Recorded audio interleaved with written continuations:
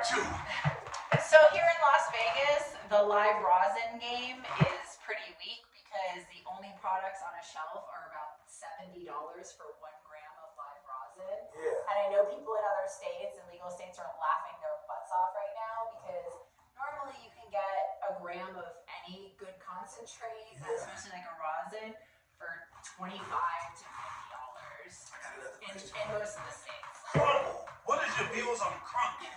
And what the hell is crumble, people? So there's crumble, there's batter, there's shatter. And are we still talking flour? Are we even still talking about flour, actual tree? What are we talking about? We're talking about they took the trees and they processed the trees. They extracted as much cannabinoid and terpene value as they can, and these different processes, it's all a concentrate or an oil. It's all an extracted concentrate. I want to share you a quick little story. I was in Denver, Colorado. The year was 2013. I seen some little white kids. I went to their mansion. They liked my rap music. They had me come up to their house rap for them, right? Pull up in the gray machine. We get up there, and they smoking something that looks like crack. Yes. Out of torches. Yep. And I'm talking about it had holes in it like crack. It looked like real crack. And they telling me it's a strain green crack weed, but it's not crack, it's weed. No, so a concentrate, what you're seeing with the torch and everything, you know those little torch lighters that never work? Yeah. So a lot of us that do dabs, we end up getting a real torch because you have to heat up the glass. Yeah. So you're just heating up the glass. You're not sitting there with the torch at the same time you're smoking. Don't do that. It's not a crack pipe. But you're just heating up the glass. And then you turn the torch off, you put it to the side, and then the glass is hot. You can also get something that plugs in to heat, like the coils to heat it then. And what you do is you take that crumble or batter or hash and you dab it and you smoke it. Yeah. So that's why they're called dabs. But as far as the difference between a The crumble... white balls looked like crack, though, I'm telling you. So the reason why it ends up in a different consistency is all it is. But it's all an extracted oil through a process of butane or and the other one. Yeah, it's crazy, but they were in a rig, they be smoking out of a rig. Yes, it's called, instead of a bong, it's called a rig. But it's a bong. So that's a lot of stuff going on. There's a lot going on. And what are your views on gummies? Gummies are on the rise. I thought gummies would fall, but I see somebody on a gummy and fall. I fall on gummies. I do not do edibles. I don't do edibles well. The difference is when you're doing a dab, you're taking an inhalation and it's getting through the blood-brain barrier quickly, and you're getting your dose and your medicine. An edible, it has to go through the stomach and absorb in the stomach, so it could take. That's why it could take an hour to effect. It could take 3 hours. You never know. I think one of the main problems with the edibles is, or gummies, or even like cough syrup, like candy type. You take them, and it might some people's system. Some people might be 20 minutes. Some people be 2 hours. You take it, let's say 45 minutes, you ain't feeling nothing. Now you think you got it going on. You out in Vegas, it's hot, you drinking, you talking shit, and then you like, man, give me that one, I ain't tripping. Then they both kick in 2 hours later. Yeah, you don't want that. And you think, hey, we gotta rush to the hospital. You don't remember when you parked your car. I seen it all. So be careful. Always consume. When it comes to medical cannabis, well, that's why when it comes to medical cannabis, and if you're dealing with people that have a prostate cancer or something in the uterus, we do recommend suppositories. So when you're coming, what? Yes. You saying stick cannabis up your ass? Yes, I say stick. Don't curse. Wow. Well, here's the thing: if you have rectal cancer and you go to the doctor, they're going to give you medicine to take that way. So it's good for you to stick cannabis in your... If you have cancers or pancreatic or prostate... What about just polyps? They can help too. Hemorrhoids? I mean, there's... New treatment for hemorrhoids. This Stick is why... Wait a minute, but in what format is this? So you can actually purchase suppositories. I was saying, there's not a tree up here. Not a tree. No, it's the same thing that they make when they make suppositories. Really? It's because it gets to the cancer. This got to be just a medical clinic, right? This ain't no variation. Well, yeah, that's what, we're talking about, eating gummies. But this is why in the medical community, you do have to have that conversation with patients about things like suppositories, because it is a lot better than eating a gummy bear, because the medicine is getting diluted in the stomach. Yeah. So when the medicine, that's why you have alcoholics sticking things in their butts. You know, it gets the medicine where it needs to go. And I did have a patient, and unfortunately he was a stage 4 and we lost him. But when he took his first dose, I assisted in getting people medicine. Yeah. You know, when it was illegal, you know, I did more. I did a lot more with cannabis. I did a lot more for patients with medicine, with Ray Simpson oil. I did really, you know, sell weed. You know, except my favorite strain of weed is cocaine. So, you know, but when it came to the medicine, like when he did his first dose, I remember when I talked to him on the phone, he said he was not high, he didn't get a bad reaction, he said he slept. He actually slept better than he had slept in weeks. And I believe, and I've heard that from other patients where they didn't really get this crazy high and they took a really solid dose. I believe it's because the medicine is attacking the problem. I think the medicine is using all of its potency to attack that cancer, attack what's wrong with the body instead of getting you high. Is what I think. But we need a lot more research. We need grants from the government. We need politics. That's how we met. Mm-hmm. Here's the thing. People always argue. I had like just regular people don't know smoke weed a lot. They don't. Is medical weed stronger than recreational weed or not? It's the same weed. It's all the same weed. It's all cannabis. It's same thing with hemp. When people want to differentiate hemp, there's people like, oh, the hemp haters. No, it's all cannabis. The only hemp is just another word for cannabis, like marijuana, like ganja, like weed. The difference is our federal government, decided to tell the cannabis, hey, listen, cannabis, you're only going to grow 0.3% THC, and then people can have you. But if you don't grow 0.3% THC plants, the government, we're not okay with that. So the delusion out there, and it's really affecting, this is why I got heavy into the politics side, the delusion out there thinking that you can just grow these crops that are going to meet the guidelines in which the legalities that our government set forth and told the plants, grow like this, it's not magic. Yeah. And we never had magical CBD. Predominantly those products are not real, not tested. You know, go to your local dispensary. Anything to do you think that CBD helps? Yes. Do I believe CBD is medicine? Do I CBN, CBG? What does it help with? What does it help with? Because people are starting to stop believing it. Now, me, I'm a big smoker of CBD because I just like to relax, just be cool, and I got issues that, like, for me, it helped get rid of my acid reflux. So that's why I was using it, and I stopped using it as much, and then it made me stick and turn. So what kind did you use?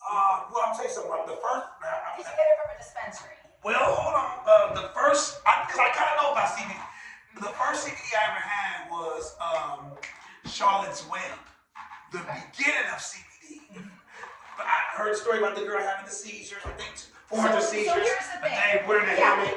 So that stuff it improved my eyesight, and it got rid of my acid reflux. It helped me use the bathroom better, but it made me tired. So here's the thing with the CBD. Yes, there are genetic strains out there that have a good, valuable amount of CBD in them. But those genetic cultivars or strains will also have more than 0.3% THC.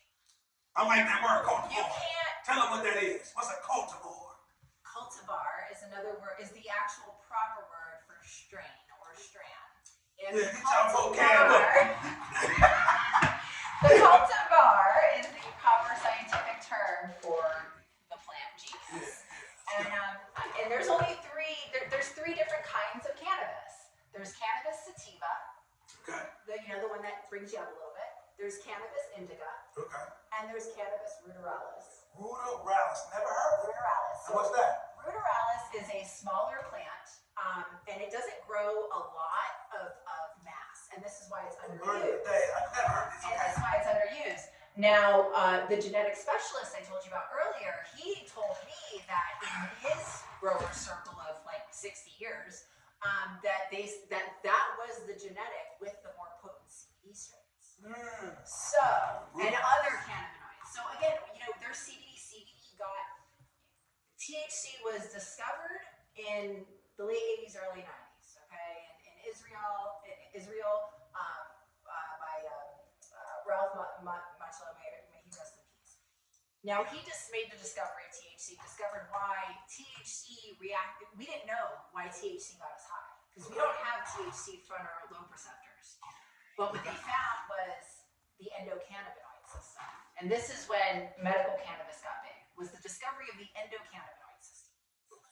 Now, this discovery, we literally have an endocannabinoid system sitting there like octopus hands, waiting for cannabinoids for us to get cannabinoids. Now, cannabinoids exist, there are some in pepper and a couple of natural things, but it exists most potently in the cannabis plant. So one of the hypotheses out there of the medical community is that these cannabinoids, when we feed our endocannabinoid system, it keeps us healthier. And this could have been some of the findings that they were finding with cannabis and COVID. When some of those studies were coming out, people that were smoking a lot of cannabis weren't getting as sick because, they were feeding their endocannabinoids. I should have been fired up around that time. If I would have known that, I would have been fired up just out of fear. Yeah. You know what I mean? Smoking out of fear. That's crazy, ain't it, y'all? But we got, we got this amazing plan. A big old country bomb. Watch TV. I don't want to get sick. This is why, too, I'm such a big Robert F. Kennedy fan. Yeah. This is how we kind of connected. Yeah. The second I kind of mentioned his name, and you were like, and we were very much in tune because, let's be real here. These politicians they've lost their damn minds. Yeah. Forget Democrat, Republican. Let's forget any of that. I'm an ex-Democrat, simply because as time has progressed, I'm a Kennedy-crat. Yeah. I'm an original Democrat. Yeah. Kennedy, and I think that got lost in whatever this new wave is. Yeah, and it's like when I look at all the actual things going on, the only thing I had in common anymore with the Democratic Party was a women's right to choose. Other than that, literally, if you go down the list, the Kennedy guy. Tell me what he stands for. Like, tell me, get deeper into this, who he is and which one he is and whose son. You know what I'm saying? So we can really fully understand the Kennedy and what he believed in, what his movement is, and why you stand behind it so firm. So Robert F. Kennedy Jr. is the nephew of John F. Kennedy, who's the president, and his brother was the Attorney General, Robert Kennedy Sr., who was Robert F. Kennedy's father, who was shot in the kitchen. So the president was shot in the car, and Bobby's father was shot in the kitchen. He was the cousin of JFK's son that died in the plane accident in the 90s. JFK's son died in the plane accident. He cleaned up the Hudson River in the 90s. He's been an environmental attorney for 40 years. Okay. I started following him basically in 2020 via Instagram when everything happened with COVID. Okay. I was a firm believer of, I was against the lockdowns. I was against everything that transpired. Yeah. And I saw him lose his. I got shadow banned. I went through that. I saw that. I lost my LinkedIn for 2 years. Really? Yeah, because I got called a bully because I was calling somebody out for making a counterfeit product. Anyway, or because I had posted something about the job. So when I started, paying attention to what he was saying in 2020, and then I became a fan then, and then he started talking about these healing centers and allowing plant medicine and different alternative treatments, using ivermectin, things like that. And all of that conversation is the catalyst for cannabis. Changing the way the FDA approves our drugs, changing the NIH, the CDC, pre-2020, all of us cannabis advocates in 2016, 2017, 2018, we all went to meetings. We all were at the same meetings with all the Democratic politicians that promised to do stuff over a decade. Yes. So I was literally lied to my face from local Democratic politicians. After the years I realized, oh, you lied to me, didn't you? When it came to cannabis, because the thing is, if they fix the problem and cannabis is legal federally, they can't collect money anymore. If there's not a problem to hire. You think it'll never be federal? I think it's happening Legally? now. I'm hoping that there's going to be an executive order because, the flip side of this coin too, besides, we get into the medical efficacies of cannabis and how, it should be legal and it's better than alcohol and we can talk about it all day long, but it is also the only very large new stream of revenue for the United States of America. Period. The taxation on cannabis, the minimal federal taxation, and everything that can come out of cannabis too, especially with all the new manufacturing that Trump's implementing and wanting to put in, the reallocation of the health services, because we got to be able to open up to be able to have these dispensaries or these cultivators that have been growing this medicine, to be able to give them grants in order to actually decide whether or not this strain of cannabis in a suppository form can cure prostate cancer. In order for us to find that out, you got to get a grant from the government for all that research and study. Until it's legal, the federal government can't give you any money because it's illegal, so you can't invest in it. So they also can't invest. See, industrial hemp and environmental hemp is a way bigger conversation than recreational could ever be. Why do you think half of the world, or half of America, this is talking about America, half of America is legal and half of America is illegal? Will it all become legal, you think, one day? Or is there a plan where it's divided? Like the Iowas and the Nebraskas and places that don't got the Atlantas. Places in the middle. How they don't have Kansas. So places like Louisiana, for instance. Are we there? Yeah, they allowed at the college, they allowed 5 conglomerates to grow a little pot that really can't sell because their customer base is so low because of their lack of proper regulation and there's really very few states left. Kentucky actually just made a big move. They want to grow. I left a message for this. They're too, right? They're legalizing hemp, but they're like, oh, we're gonna grow CBD. Meanwhile, the guy gets up there and he's like, yeah, our new venture. I actually left a comment for the state of Kentucky. Texas, Hi, South Carolina. Massey, you're my fave. I left a comment on X. I'm like, hey guys, congratulations on a new venture, but make sure you know you're going to have way more than 0.3% THC in your CBD crops in order to have enough potency of any cannabinoid to process it out to make it valuable. It's like growing a tomato and there's no tomato juice in it. You can grow all the tomatoes you want, but if you want the juice and you want the tomato to actually be something that people can eat, you're going to have THC in it. So again, this is why it has to go federal. And please don't put your plants in the dirt that's already there. Please don't do that. There's too much aspergillus. This is why. Okay, say that again. So there's a lot.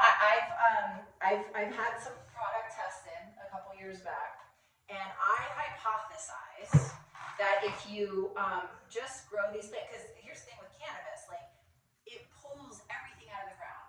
It's like the plant that pulls everything. You got to be so careful everything you put into growing this plant because it'll just suck it right out of the environment. Really? Yeah. So Bad or this good? is why you have to have a clean environment. This is why you hear growers talking about a clean environment, because that plant, if you just take these seeds and you go, you're like, oh, we got some good soil. I had this happen, okay? A 600-acre hemp facility. I told them I was the consultant in the beginning. I was supposed to go on full-time as a manager. I don't know if it because I was a woman and we were out in a farm and it was all men. I do know we took some money from a big company and they put so it was like the hops guy from a big beer company that ended up, running the grow. Yeah. And I get it, he had more farming experience than I, but he literally tilled up the soil that was already there, and through the great genetics that I got him, that I sourced for them, and these genetics tested out at 0.4% THC, and the state of Nevada deemed it okay because it was literally the percentage was so little, and the genetic, and it would have higher CBD. The genetics were perfect, right? Because I knew the genetic god at the time. But guess what? There was so much aspergillus, which is doo-doo, okay? Yeah, I'm like, you gotta tell me what that It's is. like 100,000 parts per billion when you're supposed to have like 5,000 parts per billion is the limit. And it's because most of that property was an old cow milking facility. So all of the cows that have pooped on that property for a couple generations, you can't get rid of that. Yeah, you're supposed to have a little bit of poop in your fertilizer, but not 100,000 parts per billion. Now I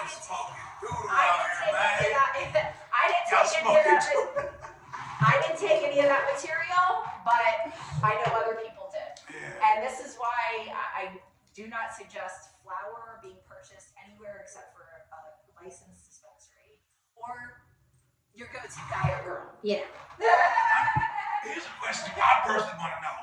Growing, if you was growing weed, indoor or outdoor, like the same strand, the same whatever seeds, would the weed smoke the same if it grew inside or outdoors? Every cultivator I've ever spoke with said it's completely different. Do you know how or? I mean, it has to do with the environment. Yeah. It's the indoor is the way you control the environment. I mean, the best way to grow is greenhouse, protecting your crop and potted and everything. You don't just put it in the dirt, bag it up. But greenhouse, because you still have that insulation. But if you're just completely outdoors, the way cannabis is tested, at least here in Nevada, and the way it should be tested for human consumption, should never be grown completely outdoors. Because you're not going to pass the test. Especially And out that's the here. thing, like you're not You going to don't pass got no the test. humidity out here anyway. You have to have some kind of, now that's why we're talking about human consumption. If you're talking about growing a hemp variation, that needs to be a male seed, number one, if you want to actually replace plastic and build buildings. And that you want to grow outdoors for as cheap as possible, and you just want to grow material. You're not going to worry about having it tested for contaminants because nobody's ingesting it. Let's say there's somebody from Las Vegas, which I believe, I just got a strange feeling. It was on the earlier video. You looked over it and something was like, this interview is more serious than you think. Like my mind talks to me. Or I manifested that way. I can manifest it right now. Somebody real important that got something to do with Las Vegas cannabis law, or Las Vegas law period. They're gonna see this video, whether it's a year from now, no matter. If you could change one law about cannabis or add to it to help cannabis law in Vegas, what would it be? Take a second to think about that. What would it be? I'll just give her a second. Well, actually, it would be I would. Only one. I wouldn't cancel, but I would seriously get downgrade because I think the biggest detriment to this industry is the CCB, the Cannabis Compliance Board. You would get rid of them. Yep. Oh wow. And I believe that most. How spooky. And I believe that most of. I think only Trump can do that, right? I believe actually the governor. Our governor. You know. Yeah. Joe Lombardo was our. Is that one of the guys I met? him. Remember the guys I met? Who was those guys I met? Remember? They was running for something.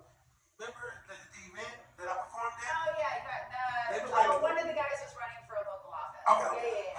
Yeah. Like senator or something, or mayor or something, I don't know, something. Yeah, there was some representative from. Yeah. So yeah, they ended up sending representatives. Yeah, Our current governor right now is Lombardo. He's Republican. He was the sheriff. I actually met him at a luncheon a couple years ago. It was funny because I was a pot girl and I met the sheriff. Tell them about the marijuana event we went to a couple weeks ago. Just tell them about that. Because I don't want people to think it's a game. We really be trying to, we be trying to make things spin. Yeah, they're actually an organization out here, a nonprofit. They're the ones going and lobbying for things. But so here's the thing that I see though, the business owners don't want to go against the CCB because the CCB will come for that ass. Yeah. You know what I'm saying? Don't come for this ass. I'm just trying to get accessories. We don't have a cool special license. They don't govern us. They're just an organization. And honestly, they've become more of a detriment. And I believe there's special interests there. Yeah. I know there's special interests because I witnessed these people back in 2015 and 2016, and they're still the same people. Yeah. And it was Governor Sisolak, which was before Joe Lombardo. He was a Democrat. governor during COVID and everything that shut everybody down, and he's the one that formed the CCB.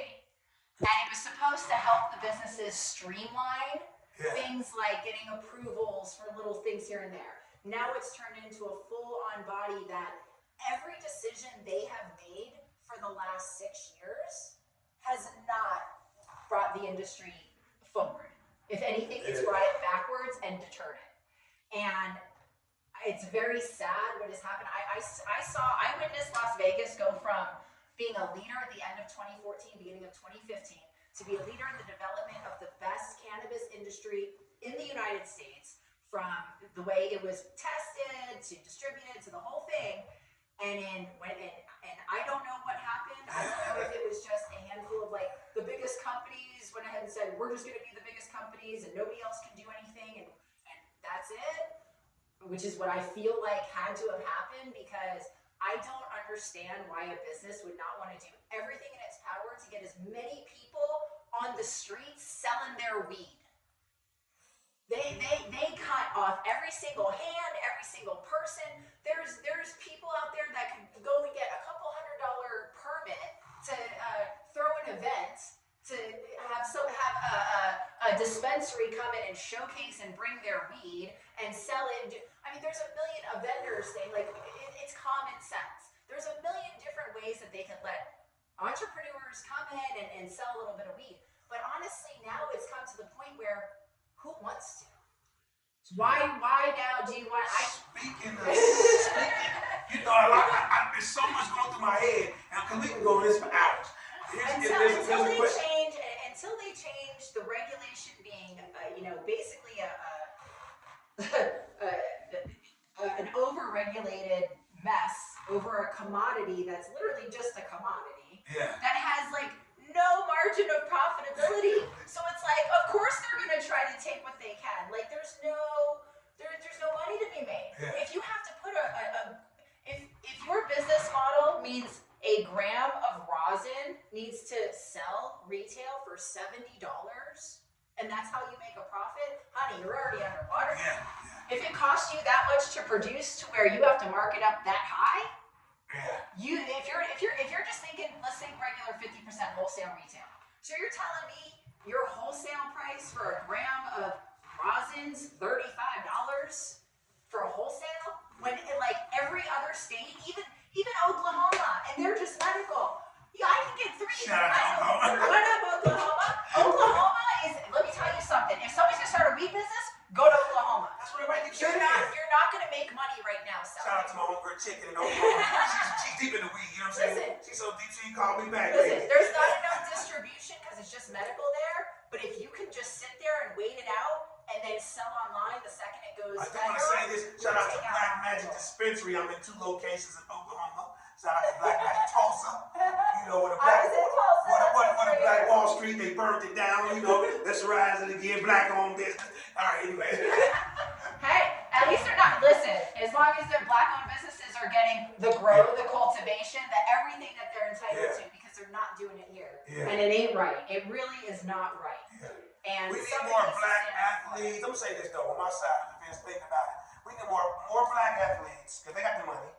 All you basketball players, football players, or baseball, hockey, whatever, even if you don't know about it, we need y'all money behind this marijuana.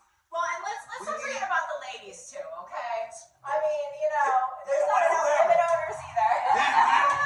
Singers, whatever you... minorities, everybody. Everybody. Yeah, everybody. Yeah, LGBTQ, everybody. We need everybody. People need to get more involved with weed because... It needs to stop just being old white men. Yeah. Like it's not fair. Because we've been cultured, we really been culture vultured with it. You know what I mean? And I won't get into that because that ain't what this segment's about. And I love all people, you know what I'm saying? But whatever y'all rolling with, make sure y'all roll up Mr. Stinky's all natural roll peppers and cones. You know what I'm saying? And when y'all get up in the morning, y'all need to get to work on time. Make sure y'all got Javon's coffee, man. JavonsCoffee.com. I got 42 flavors.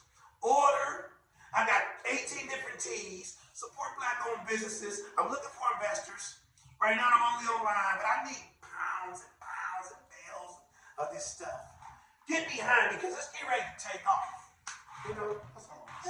No, I'm just waiting for, to be able to affiliate market weed on How many shots in this coffee, by the way? This coffee got me tripping. I know, this is really good. How many shots in there? Shout out to Farmers Boys. Shout out to Farmers their, Boys. I eat their breakfast a lot. I didn't even notice what that was. Yeah, I eat their breakfast in the morning. It's cheap, it's affordable, it's a little bit more fresher. Don't eat at McDonald's, they're trying to kill us. Yeah. They feed human food. Oh, do you know that Buffalo Wild Wings is now using beef tallow? So it's Steak and Shake, Buffalo Wild Wings, Beef Popeyes. tallow? Yeah, beef tallow instead of the seed oil to fry. Oh, okay. It's from the beef, from the cow. So yeah, that's turns out, but it's not the seed oils that are messing us up. Yeah, we're the same. That's one of the big things we had in common is the conspiracy theories with the food and yeah, they doing a lot. Try to eat as healthy as you can. Because the world's crazy, man. I know. I'm just, I'm just really happy that Bobby is the HHS secretary now because it can actually be, at minimum, the dialogue that needs to happen, for this plant. And hopefully it's just not happening. I gotta put y'all on game real fast before we get up out of here. There's a new hustle on the street. There's a lot of people, a lot of smoke shops are coming up right now. A lot of liquor stores, gas stations, Indians, whatever. They coming up off of marijuana. How is this possible? Do you know what I'm talking about? Yeah, it's called counterfeit goods. THCA. And THCA. So you know the science behind THCA? No, let's get to it. So what THC does when you heat it, it turns into delta-9 THC and gets you high. So if somebody says, I grew weed, and this dry flower is THCA, all right? Yeah. You can take it and eat it, and you'll get THCA. Okay. The second you light it, the second you process it using heat,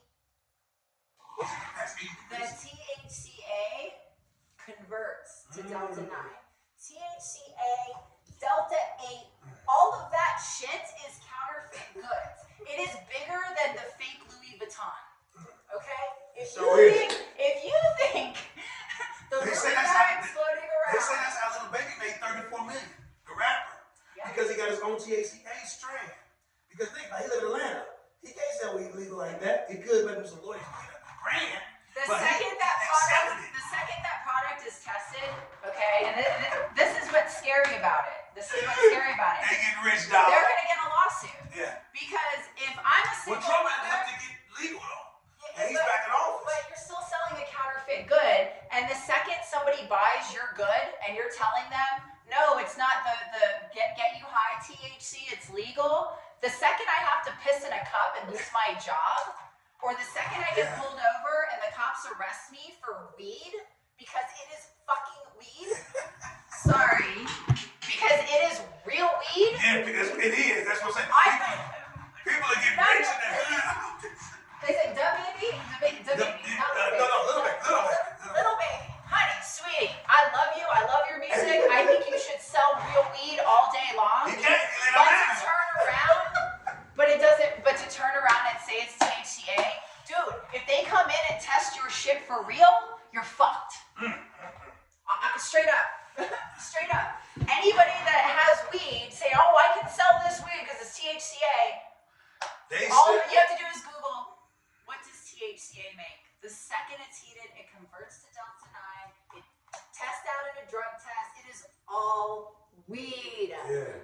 Which is fine. Just know what all the smoke shops, they shut down Atlanta a lot of places because the smoke shops is paying $1 million in taxes. So they're like, dang, how they making? The smoke shops are now making millions because they let that delta-9, delta-18, THCA, they got some others now, THCP. Do you know what that one is? Oh, you know what that one is? Making me nauseous. But seriously, okay, so anybody out there that knows how did magically a bunch of weed that people have grown for generations for THC, all of a sudden somebody says, oh hey, I've discovered another cannabinoid. That means there's a massive supply that has been growing of just this one freaking cannabinoid of weed, and we've had that. Like, come on, the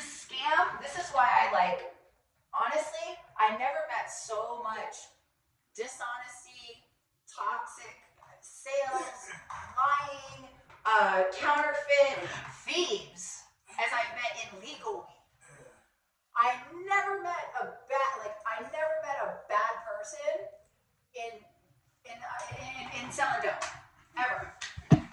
In the real world, in the streets, I never met anybody that was like, because all you have is your name. Yeah. All you ever have is your name. That's right. And you have to stand on that. But these big corporations, they don't care. They just want to get something, sell something, make as much as possible, and they're out.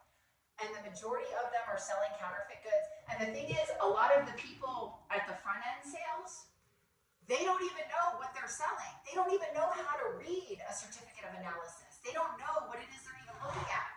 And they will literally copy whatever that person trained them to do, and that person will disappear into the background because they know that it ain't real. They know that it's a counterfeit product. But they will have, and the pickings is places like Georgia, places like Texas, right, that don't have Texas is kicking butt with it. I think Texas make the most money with it. Because they can have the most, they're not tested. They have no industry. They're uneducated. Well, Texas is so big.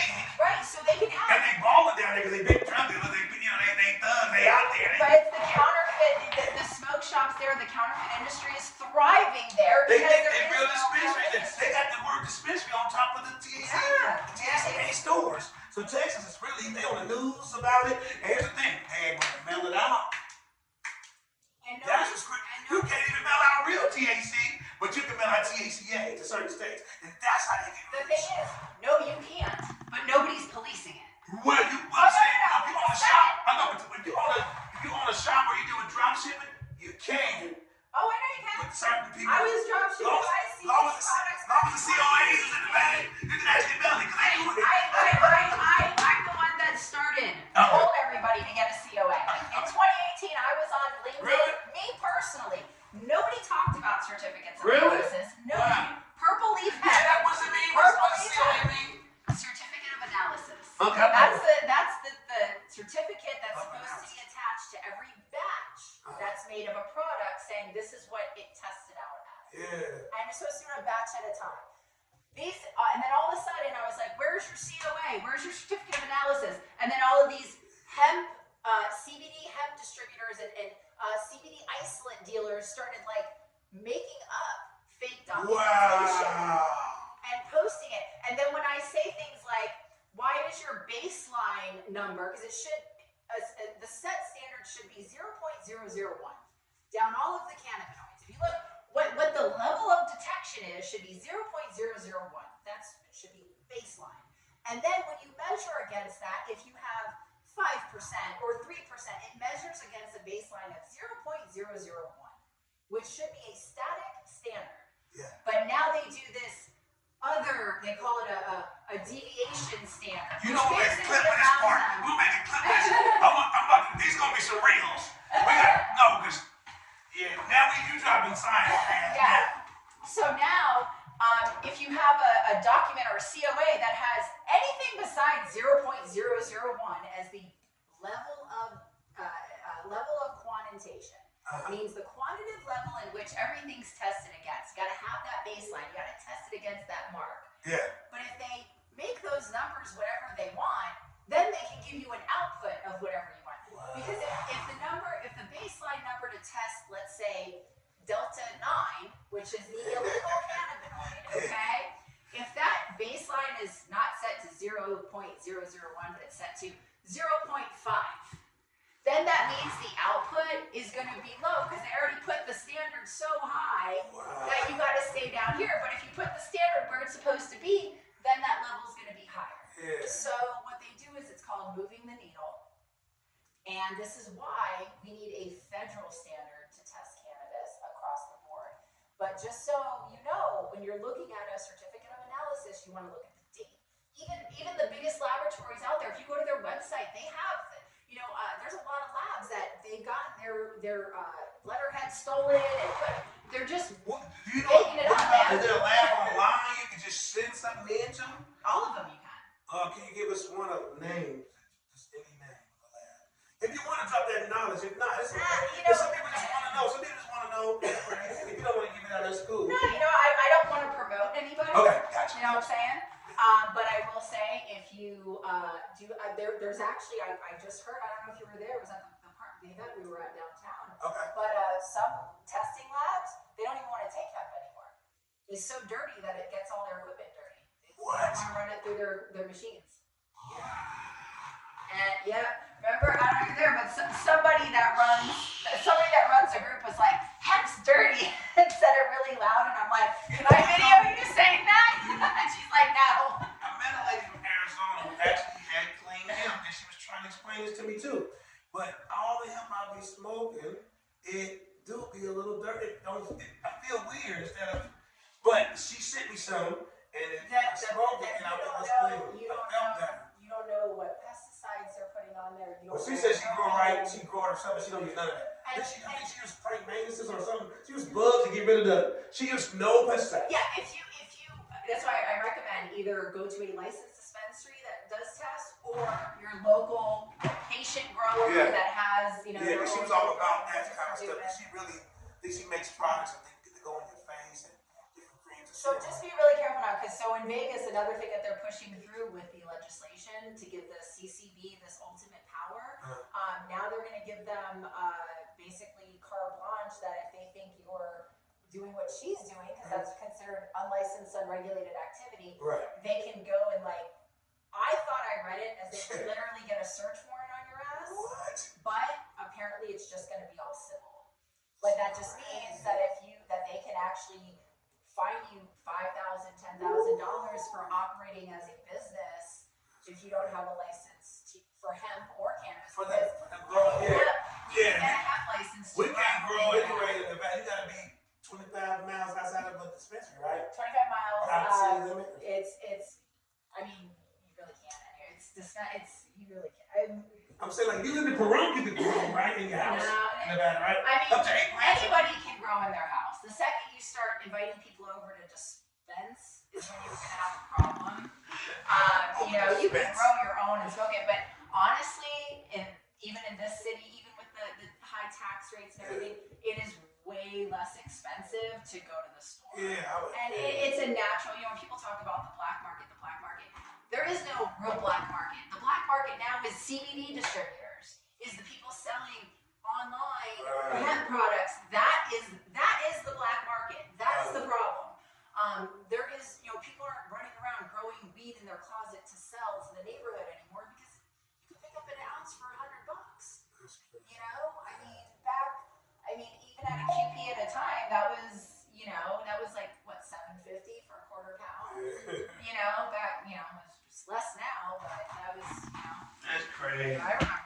Well, people, we about 43 minutes in on part 2, so we're gonna shut it down. We're definitely gonna have her back on some topics. She's very knowledgeable. You know what I'm saying? This is crazy. I love the topics. I couldn't go for days. We need to have a party sometime and just have people come over and so hey, we don't have a permit to do that. Right. I wish I had a spot in the club on the lounge, or you know what I'm saying? That's another thing. If you in Vegas and you listening, we be an entertainer and a hell of a host. Y'all, get with me. If y'all got the money and y'all get the license to put it down, get with us. But the thing is, there's no money in it. When people's coming and spending money. No, but that's the thing. There's no, to go throw a party for people to smoke weed. Well, not just, I'm talking about any kind of party. Well, that's the thing. A club, I'm just saying. Dude, everybody's throwing parties and smoking weed.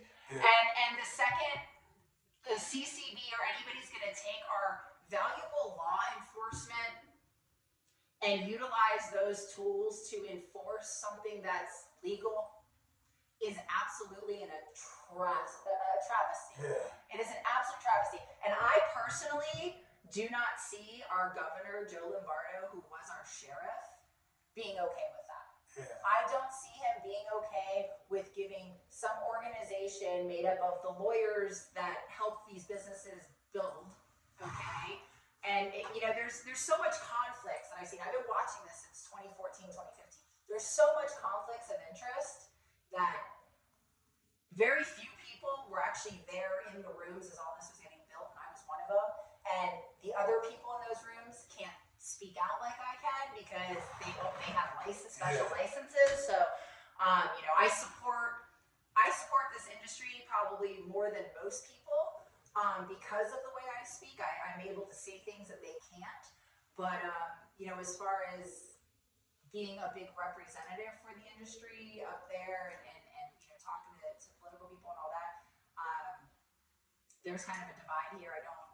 I don't feel, it's sad because I feel like there's some good businesses here and some people that want to do good business, but they've invested into a conglomerate, basically the Democratic Party.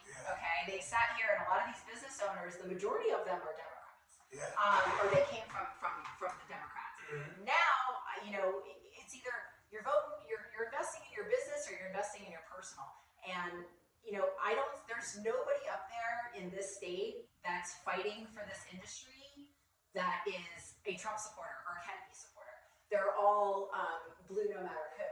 And Dina Titus just came out now with, I guess, Amon Air, I don't know how to say her last name, but they're now the representatives for cannabis. So Iman, the representative, that's like way side of, in my opinion, anti-American. I'm pretty sure you agree with me on that one. But they're the cannabis caucus, and people are taking donations to invest in people that can literally not pick up the phone and have a conversation with any of the current administration. So I really don't know at this point what anybody's kind of doing. I was ready to take on some clients and kind of fight that fight, but I mean, it's not my business; it's their business. So they can hopefully people are there fighting for their businesses, because otherwise, I know that there's representatives from True Leaf and other conglomerates out there, and the Vegas name doesn't exist. When it comes to national cannabis, no brands in Vegas. The ones that moved in here that are already Curaleaf, cookies. The ones that moved in that are already big. But there is no Vegas company that anybody in New York or Florida or California talks about. So I think it's very sad that I've watched this industry in this town go from being able to be a leader and actually at one point was doing better than California to literally being last. There's parties in California, New York's going on, New York's going crazy right now. Shout out to New York, they going crazy. They going crazy. And because they have no, New York's New York, man. You're never it's just, everybody's just doing business and there's no policing. So now it's just going to open up more because there is no funding for this policing. And having organizations like the CCB that's killing this industry here locally is just unbelievable. And the overtaxation and all of the money. Do you know it's $200,000 just to showboat? You have to put. All right. See, this is where I feel like the state is scamming lounge owners. So on top of all the shit with not actually giving the minority community their fair equity, all of what they've done, okay, number one, and then now, in order for you to get a license, you have to put $200,000 into not your name, but the partner that you're going to partner with that came out of jail. So that's part of the social equity. The equity part is not necessarily skin color or anything like that. It's you were arrested, you went to jail for cannabis, so you can have a business. I dealt more weed than that person that went to jail probably, and I didn't get caught, but I can't have a license. That's crazy. I'm looking at those programs. So those programs are in effect now. So you got to give your $200,000 to this person that you don't know. That's a criminal. What? Okay. It has to be in their name. I think it's kind of slick though. I just kind of It's a way for a state to get $200,000 out of you and 10 more of you. And I personally think it's cheaper for all of those to just sue. It's a lot cheaper for them to sue the state right now for all of this shit, and specifically the CCB. So I bet you got some political enemies. When you speak like this, you'll make some political cannabis enemies. They're already an enemy to the administration that I support. When we're talking about politics, they've already created the enemy of themselves. So, and I've been talking about this, you know, when I was 2017, 2018, 2019, when I was telling people, that's not real CBD, there's no CBD in there, that's a counterfeit COA. Oh no, I got a lot of haters. The second you tell somebody with weed, but they run up to me, I'll never forget this guy that ran up to me at a convention. I was representing a testing lab, and I'm at this convention in Colorado, and this guy, farmer on a bunch of land in Tennessee, is running up to me. Oh, hey, I'm gonna grow this CBD stuff and blah blah blah blah blah. And I'm gonna da da da. And I looked at him. I was like, you know, most of that's counterfeit, right? And he just like looked at me. The second you pull the wool away from somebody's eyes when they're sitting there thinking, oh, I'm gonna sell weed and make millions of dollars overnight. The second you're like, whoa, hold on. Get that out of your eyes, honey. Get that out of your eyes. The second you do that, nobody wants to write you a check. Yeah. I'm not the fun girl. I really am the fun girl. I've always been the fun girl. But the second you give somebody a dose of reality, they don't want to hear it. Yeah. You know, they don't want to cut, but they want to cut checks to people that like boost them up, man. The more you lie to somebody that has money, the more money they're going to give you. The more you lie to somebody that has money, the more money they're going to donate to you. And we're witnessing that in politics. Yeah. You know, I mean, they have this cannabis caucus now. Dina Titus has literally said for 15 years how she's going to federally legalize cannabis. She's going to go, and her party was in charge most of that time. If there isn't a cannabis caucus to donate to, if there aren't bureaucracy and politicians to donate to get something that can be done with a stroke of a pen and an executive order right now, to sit there and spend money donating to those people, I don't understand. I'm at a loss. Like, haven't they taken enough of your money? Yeah. And what have they done for you? It's like, at this point now, you can look back at the last 8 years, okay? What have these people done for your business? How have they made your business easier? How have they helped you sell your product? Literally, it's nothing on all of those levels. And I can't believe that they're still working with the same people. And I'll tell you right now, the people in charge, they're all in charge of it's the same 5 groups. It's the same 5 groups. And they're in charge of everything. Who is 5? I can't. You already know. They're the biggest names, and their lawyers are in the stuff, and it's the lawyers making the decisions for the same business. Like it's because. Who are these names? Well, what I can tell you is, I mean, the biggest names of businesses in the city are the ones with that ultimate power, and then you have the smaller business owners, which are the more mom and pop businesses, and those are the ones like, I know a lot of those owners. I knew them from back in the day, and there's a lot of them that I have mad respect for. Before we get out of here, but I'm mad at them. We might as well get into an hour. We got 7 more minutes. Speak on Planet 13. I don't know what to say. Very huge company, very publicly traded company. They have a massive overhead. Can you buy weed there? No. Why not? Because I cannot support that. Let's get into it. What do you mean? Why not? They said they're so big. The building's so lovely. It's so beautiful. First of all, that's for tourists. That's for tourists. I mean, we don't go on the strip. I actually like another local spot that's down there. Okay, tell us about it. I like Oasis. That's what Oasis, okay. Oasis. They're smaller. They're great. Their prices are awesome. They're very competitive. They got good products. City Trees. That's their public. I actually bought their. Full disclosure, I own stock at City Trees. I bought them a long time ago, and they're popping. So I'm happy about that. The profit margins on cannabis are the profit margins. If you have all of that overhead and you have to sell $70 grams, you're going to hit some tourists. Some tourists are going to come in. Yeah. You're going to get that money from some tourists. But the people that are going to your store on a weekly basis, on a bi-weekly basis, real, local consumers are not going to spend that. And I think Las Vegas trying to cater to tourism more than the locals. really was a bad thing to do. I think a lot of the wait, hold on. because everybody flies in with their weed now. Shit, That's why. That's not Everybody true. flies. Flies in with their weed? Yeah, you couldn't fly with weed.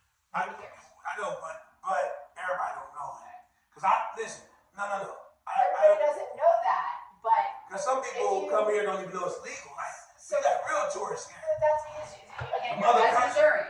No. But It's recreational Missouri now. What I'm saying, I'm in 7 dispensaries and it's 8 now. Oh, okay, is this recreational? Yeah, I'm in 8 dispensaries now, recreational. Oh, I'm thinking Indiana. If you look up from, matter of fact, shout out to From the Earth Dispensary. I'm now in 8 locations. Mr. Stinky's Roller Papers and Cones. Look on the website, From the Earth. Mr. Stinky, look on Google. I'm on there. You can order online. Thank you. I appreciate it. Well, anybody that's in a recreational state will get on a plane with weed. I know, but they still don't know it. I'm telling you, people scared that. And then like foreign, I think about Vegas. Foreigners come to Vegas though. People from Moscow.